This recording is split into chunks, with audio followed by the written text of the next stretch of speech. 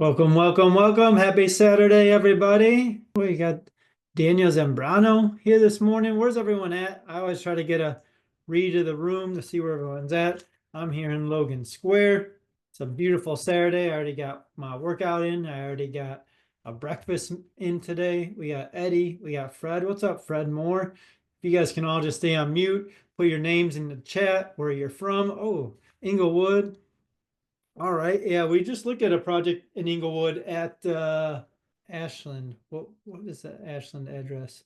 Tried in Ashland, huge building, 13 units and four storefronts. It would have been a super, super cool project. We got Daniel is out in Downers, Eddie's in Wicker Park, Fred Moore, Fred's in Jackson Park, South Shore, all beautiful areas. Dev's on site here in Little Village. We always give everyone a couple extra minutes, 5 minutes to log in. So we'll give everyone a couple more minutes to get going. What's everyone got going on this weekend? I'm going to Wisconsin after this for a little getaway into the nature. So I'm excited about that. Any exciting, Dev, you got anything exciting going on this weekend? Um, no, not really. Just the usual. Relax, recover, get back. Get back to the projects. Okay, we got Titan. Titan join. What's up, Titan? Good morning. I think you're in Chicago area too, right, Titan? If you can stay on mute, throw in the chat where you're at. I might ask if you can see my screen sometime throughout the presentation. If you can just let me know, that'd be super helpful. Just so make sure I'm giving you guys everything you want to see. All right. Good morning. Good morning, Douglas. Okay. Douglas, Chicago. Is that a neighborhood? Douglas Park? All right. Another minute or two. Dev's on site. We're just finishing up. We actually switched things up too on you. So we were actually going to go to our project down in Auburn Gresham, but we realized that we actually wouldn't be able to come back to this project likely before we finished. And so we ended up switching back over here to our little village project. For some of you who've tuned in before, we were here 2 months ago. So we're at the finish line here. So we're proud to be done. We're very, very, very near done. And want to kind of show you guys what it looks like all finished up. So we're going to go ahead and get started. I'm going to kind of jump in between my screen and Dev there on site. But for those of you who haven't joined us before and don't know me, my name is Jonathan Clem. I'm the founder here at Quality Builders. We have on site Dev Patel, our project manager. We're a Chicago general contractor company focused on working with anyone who's doing a 203K home style renovation loan. We specialize in a lot of those. This particular project is a 203K. We work with a lot of homeowners, investors, and house hackers. And so the goal of our meetup is goal of this event is to just give you some education on lessons learned from us on our projects, tips and tricks working with the zoning, the permitting, the architecture plans, all that type of stuff, and just giving you an inside peek on how our projects are run. And so every virtual walkthrough, we like to let everyone know that we're a huge supporter of the Chicago Boys and Girls Club, particularly the True Value Boys and Girls Club that I'm on the board of directors on. So not enough of you guys, I'll be honest, have given us donation to the Boys and Girls Club. It goes directly to the Youth of the Year every year in October. They do their Youth of the Year program. We're trying to raise $10,000 this year for the True Value Boys and Girls Club. Anyone who's willing to make a donation will greatly appreciate it. It actually sponsors one child from the club. They get to actually go and present on their story. And then from the True Value Boys and Girls Club, they actually get to go to like the regional event that's held at Navy Pier. So I'm gonna leave it out there for a couple more seconds because I know someone's taking a screenshot right now to scan it, to even give a smallest donation of even 10 bucks. That would be super, super helpful. So I know myself, if I started to give more, it's amazing what God does in my life and the changes He's made. So I'll keep it moving now. I'm sure you guys all got it scanned up. So one of the other things we just like to touch on, we're super focused on technology, and we're slowly building out kind of a more instantaneous estimate process. All of our clients, they get to hop on a portal, and we set up a schedule from start to finish, that we keep you updated on. And we try to be as systematized and processized as possible to help you have the best experience. We actually also brought on a designer recently, and so you can see that we have some specific selections picked out that we've seen that work really well, whether it's a high-end luxury home or a two-unit multifamily like this property. And we got some price ranges from good, better, and best, and a couple of different SKUs of things that go really, really well together. So super excited that we're rolling that functionality out. If you guys have questions as we're going through everything, just please, I ask that you throw them into the chat. And we also encourage those questions throughout the project. So I'm going to quickly share my screen, show you guys what's happening on site. So this project is in Little Village. It's a 3-unit building. We actually built out the basement to be a third unit.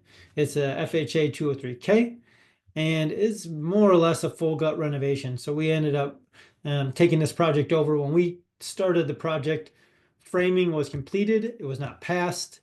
There was some rough plumbing in, and there was also some rough HVAC work done. Is that correct, Deb? Did I miss anything? I didn't really give you a formal introduction, but any other like tidbits on how the project started before I Yep. run through? No, I think you got it on the nose. Yeah, framing was done on the first and second floor, not passed, no inspections, completed. Rough plumbing was somewhat done, but again, no inspections. And the ductwork was in a little bit on the first and second floor. Again, no inspection. So we just had to get in, take over, finish, and do the inspections. Beautiful. All right, we got someone else who's joined us. Beautiful. And you guys can all see my screen again, right? Can I get just a thumbs up? You can see my screen, not Deb, so that way you guys can see the existing floor plan here.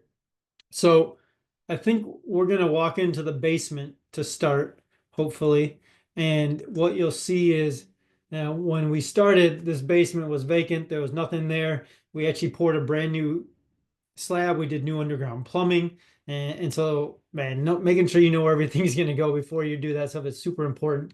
So I'm going to jump down here so you can see what the what the proposed plan is here. Oops. Right here. So you can see, oh no, we don't have the proposed basement plan in this plan. So we have a different set. I don't know to show you guys. But the downstairs basement, it's got 2 bedrooms, 1 bath. It's got a utility room as well. And I don't think we redid any of the windows. Um, so I'm gonna let Dev kind of just walk you through it since we don't have the detailed plans that I thought we had. And then if you guys have questions once he's in here, we'll get those answered while he's there. Okay, boom. All right, Dev, if you're gonna kind of go through, he said we got a decent amount of guys working there today. So the windows were actually already complete as well when we took over the project, and the doors.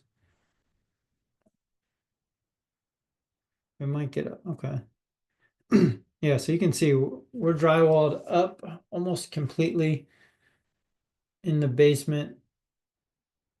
All the roughing is done. Dev, any specific challenges you can talk about in the basement? Because I know that kind of lagged behind the first and second unit. Yep, I'll just say like basement, the underground plumbing took a bit longer than estimated, as well as I think it was not hashed out with the client.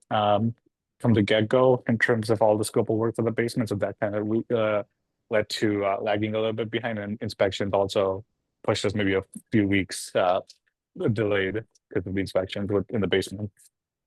Okay, so yeah, we did a new concrete slab, we did new concrete footing. You can see those new posts are in as well. It's got under drain. So for anyone who doesn't understand how the under drain works, it has an under drain tile and drain system tile so that any water that were to come up is pumped into the sump pump. That sump pump shoots it out and delivers it to the normal sewage line. And I think Dev's getting a little choppy because he's down in the basement, but as you can see, things are still progressing. We got guys on site today, which is amazing on a Saturday. So as as far as schedule and timeline, we actually had to get the plans updated at one point as well. And so that took a little bit longer than we expected. Our client's been super great to work with on this project. Yeah, so that's one of the bedrooms. Bedrooms are what I would say is kind of Chicago standard size, about a little bit bigger than 10 by 10. I'll be able to show you the bedrooms for the first and second floor with pretty similar floor plans on all 3 units. This is going to be an owner occupied loan as well. So any initial questions on the basement, anything down there that we can answer for y'all, let us know. Throw it into the chat. So they also got new electrical service, electrical panels. Timeline has been a little chopped up. Ideally, something like this, we'd be expecting to take somewhere between 5 and 7 months, 7.5 or 8 in the worst case scenario. And overall cost is around the 300 to $400,000 range, more or less. So particularly in this basement, Titan, yeah, we didn't have to dig down, which was a huge savings. We gained about 4 to 5 inches by just pouring the slab and pouring to the slab to the top of the new footing or the existing footing, mind you. And so that's sometimes an option. If I had a better drawing, I could show it for you. So yeah, I'm gonna share my screen. I'm gonna let Deb go to the second floor real quick.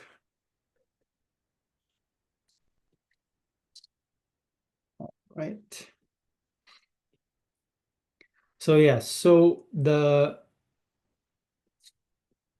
we didn't actually have to dig down the slab. We actually poured, you'll see here, if you can see my screen now, you can see we poured the slab to the top of the existing footing. And so sometimes if this footing was actually a little bit lower, call it down here, that's actually a really good thing because then you can actually bring your slab all the way down here. And so that's why you always want to do a little bit of discovery. Potholing is what we'd call it to figure out where the existing foundation is. So I'll go up here to the first floor so you guys can see a layout. So Deb's going to walk into the first floor. He's going to walk in here. JK, I'm on the second floor. He's going to go to the second floor. So it actually has kind of a little bit more of an open concept on the second floor. You'll see it's got a cool stairwell that opened up here. We actually got rid of this closet here to make it a little bit more open. And then scrolling, so you guys can see just a little bit better. So we actually opened up this unit. This part of this work was done, but we opened up this area. So you can see here we have 3 2x16. I think they're actually LVL beams. And you can see it's kind of got a L kitchen that's laid out like this. Dev's going to be right there, walking in from up here, walked in this way, kind of looking towards the front windows. You can see a huge open living room layout on this top unit. I think this should be the owner's unit. And then towards the back of the house are the bedrooms. So you see the bedrooms 1 and 2. And it's actually got a powder room as well. So it's 2.5 baths on the second floor, in unit stackable washer dryer. And then the bedrooms are about 11 by 10 feet. So, all right, there's Dev. So you can see cabinets all installed. Appliances are in. Client went with a little grayer, darker look, which actually looks amazing. I hadn't seen that yet. So we're also going to have some handrails right there, Deb, as well, right where the stairs go down. Yep, exterior rails and handrails go right here. Yeah. Okay. Perfect. Yeah. What else are you seeing there, Dev? Just finishing touches, like Jonathan mentioned, we've got the cabinets in and the appliances in, do some finished carpentry items. The windows and the lighting is really great. I do agree with John. This is probably the better of the units at this project for sure. And I'll just walk down the hallway into the bedrooms. Yeah, our client did I believe, a luxury vinyl plank, light gray, looks beautiful as well. One with the white tile, black grout. We've got a little niche there for them. Uh, Reese had a question about if a bedroom has to have a closet. Yeah, that's definitely a confirmed fact that you need a closet and you need to have a minimum of 70 square feet to be a bedroom. It might be 65 or 70 square feet to be a bedroom, and you technically do need a closet. Now, there's for sure people who are listing bedrooms on the MLS that aren't actually bedrooms. That's a fact. But the key is when the appraiser come out, are they going to assess the property, appraise the property using that bedroom? That's going to be kind of the factor that you kind of need to make sure of. So all the finishes are pretty similar. Uh, Gray paint, white trim, white doors, kind of super clean, slick. So Titan was asking about how much it costs to dig down. Very good question. We'll be able to answer that a lot clearer on some of our upcoming walkthroughs. We got 1 or 2 projects coming up with dig downs. We have one in Wicker Park, actually probably not far from you, Titan. They can come check out. But that one is going to be extensive dig down. It's going to be well over 100 grand. And mainly the issue with that is we're having to dig down about 4 feet and duplexing down 2 units. And so it's going to be a huge dig down. And we're going to have to be cutting open the back of the building, and we'll get a full skid steer in there to go through everything.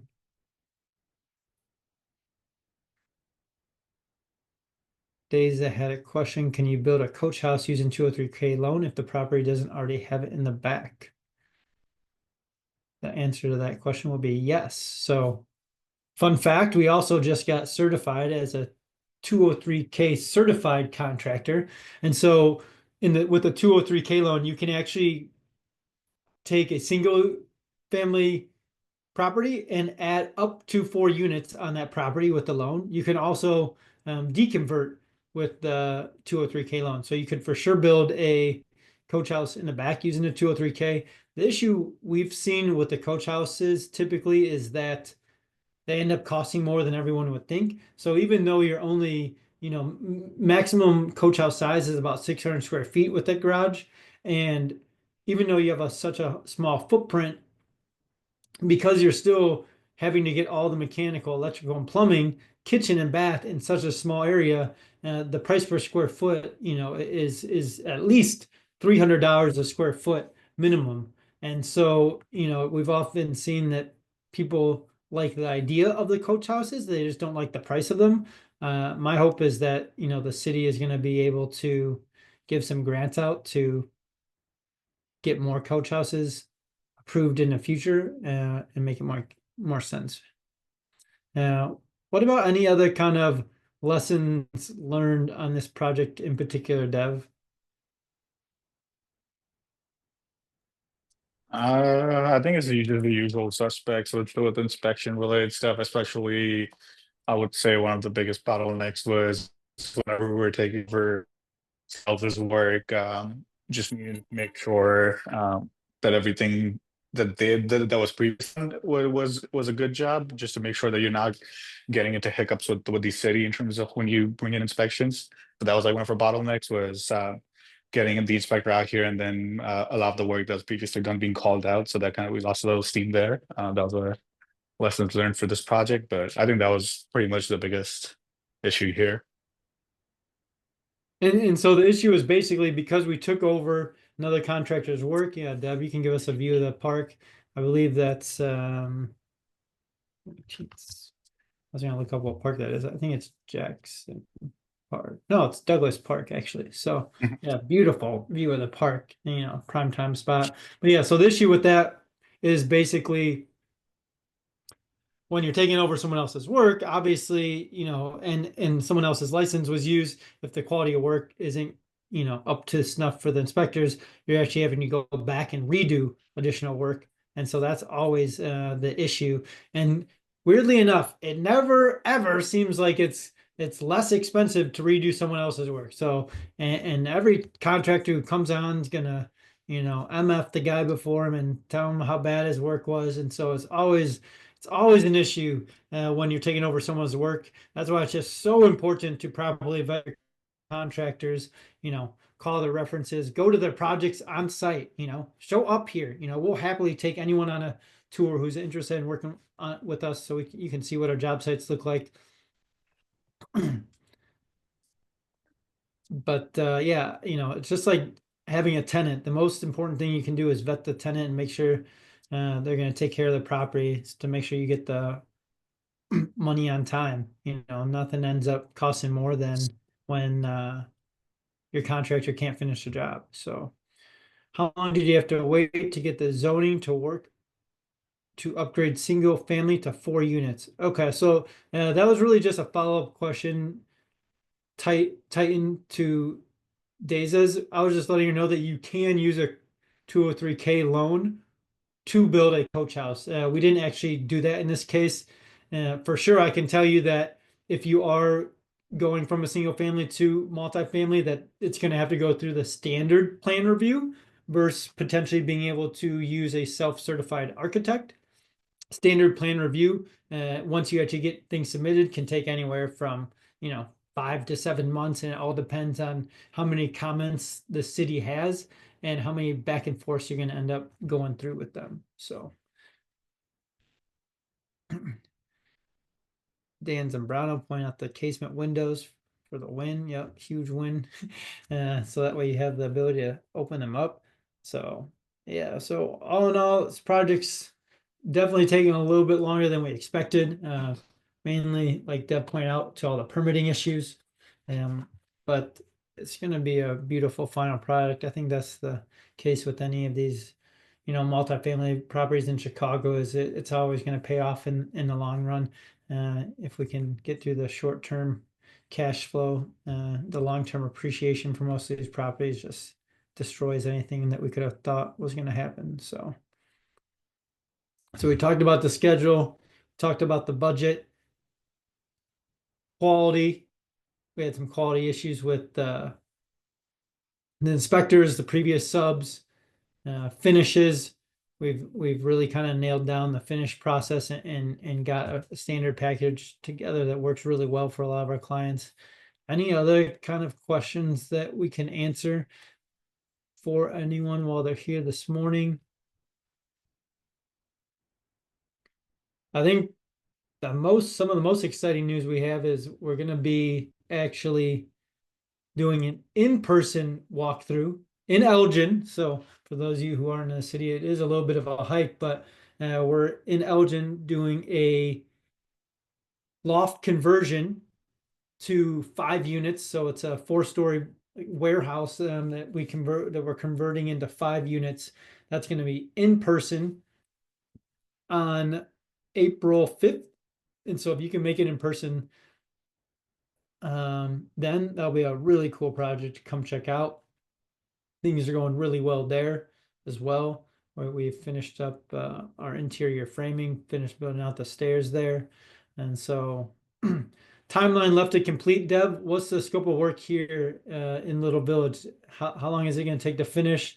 And what exactly are the final kind of punch list items? I'll just separate two different timelines. Like John mentioned earlier, the first and second floor is very near completion, close to a week probably, and the basement, as you saw, is definitely still like a month behind probably because drywall's going in right now. But in terms of punch list over here, if you could see my screen, we've just got like tiny stuff like connecting the appliances, making sure they're all good, getting the receptacle covers on, getting the kitchen, like the finished plumbing in, so getting all the faucets in, getting the toilet in, getting the shower in. Uh, and just yeah, make some X like these where we need to put the baseboard in, the metal railing's gonna go in, put the stair LVP and the nose trim on the stairs. Yeah, just minor stuff like that. We already have a plan for it. So I would say a week to 10 days probably is a fair estimate to say this would be getting done in the basement probably a month from now. Beautiful. All right. Well, any other questions? How many square feet is this particular unit? I believe that you're asking for this project, Titan. I believe I'll pull up the floor plans again. I'm almost certain it's about 1,000 square feet. The first floor is almost identical to the second floor, which is why this depth didn't go down there because we also have a lot of guys down there who are working, and so we wanted to kind of stay in a space that we can show you what's going on.